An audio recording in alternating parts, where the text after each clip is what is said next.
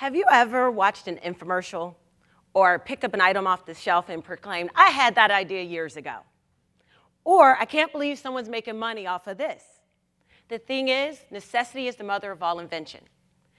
I recently had something propel me into action. As an educator, I've been privileged to keep in touch with many of the students that I've been with. But after 2 decades, the number reaching out to me became overwhelming. And I had to start turning students away. That did not sit well in my spirit because I knew the benefit of the relationship. But I was only one person, and I could not continue, with time being limited, to do what I was doing. One day I was online, and I was encouraging a student who had suffered a loss in her family. And I could tell through her posts that she wasn't dealing with it well. This student had been in touch with me, asking for job recommendations and such. And I realized, though I hadn't seen her in over 5 years, my influence on her had not diminished one bit. As a matter of fact, it had increased. And that is when I had my aha moment. See, I was mentoring virtually, in my pajamas, through my bed. That's when I said I could start a telementoring program, and that would solve the problem we have with the lack of mentors today. Now, lucky for me, I have my own first grade class, and they were eager, very eager, to be pilots of the program. So telementoring works like this. It's pretty simple. An adult does an application, gets a background check, and does a short online training. See, they could just be in their house. Then the teacher links them to a student in any of the classrooms, and that's the cool part. They are to write the student a message once a week and drop it in an online folder. And then twice a month, they're to send a video message. And then once a month, they send something in the mail. How archaic, you may say, but this generation knows nothing about regular mail. And there's an excitement in getting something in the mail. And that is the concept of telementoring. Now, I'm going to pause for 1 second because I'm going to get you to participate.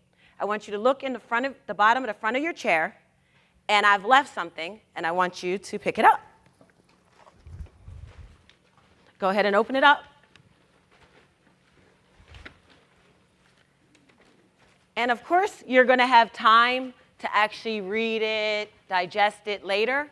But what I am going to say is that the poem says, some of us are designated planters. We may never harvest what we sow, yet the seeds we plant yield bounties, how big we may never know.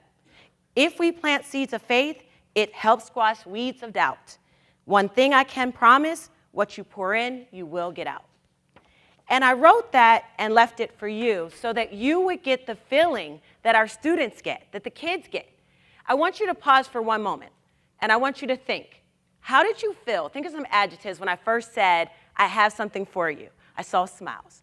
People were looking down. There was an anticipation. Then think of adjectives of how you felt just receiving it. No, it's not something expensive or whatever. I'm not giving out cars or houses. But I am giving you a feeling of importance, that I thought of you in advance. Some of you are like, wow, she did this for each and every one of us. But imagine if you're a child, that feeling when that person reaches out to you. Years ago, I was blessed with the opportunity to hear Maya Angelou when she spoke at the University of Delaware. And the premise of her speech is that we should all be the rainbow in someone else's clouds. And I thought, okay, I do that. I've been the rainbow in many a clouds through my years as an educator, a daycare owner, a motivational speaker, a foster parent, and a mentor. So, okay, good. I'm doing what I'm supposed to do. And I walked out patting myself on the back. Keep doing what you're doing. But as days turn to weeks, and weeks turn to months, and months turn to years, I actually started feeling a heaviness in my spirit, that I was being called to something greater, that my purpose was greater. See, I kinda was angry with the universe. How could you ask anything of me? I'm doing as much as I can. I'm only one person. But instead of remaining in that, I kept seeking for a better answer. And that's when I discovered I wasn't meant just to be a rainbow in someone's clouds. I was meant to be a rainbow maker.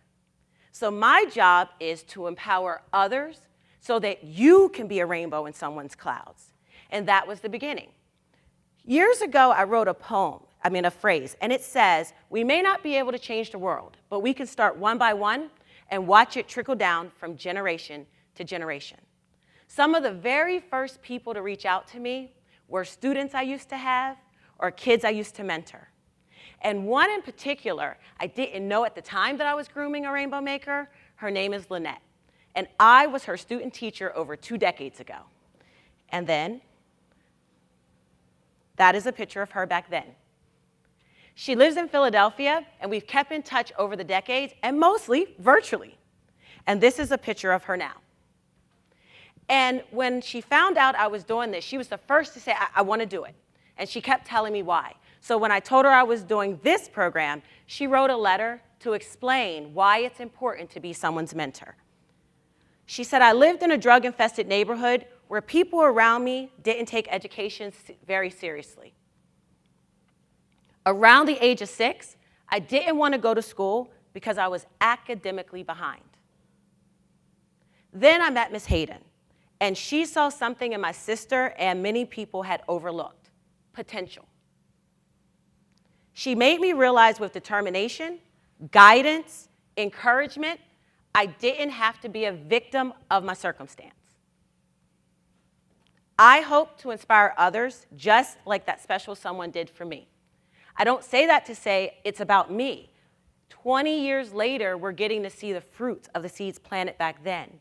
But one of the greatest blessings is that I really did touch the future, and so can you, because this was the most important thing that she said.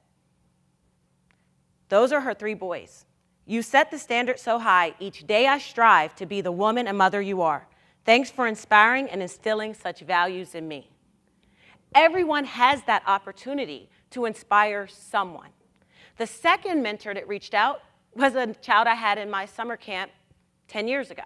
She's now a student in Louisiana attending college. She was excited to reach out, like thanking me profusely for the opportunity to give back.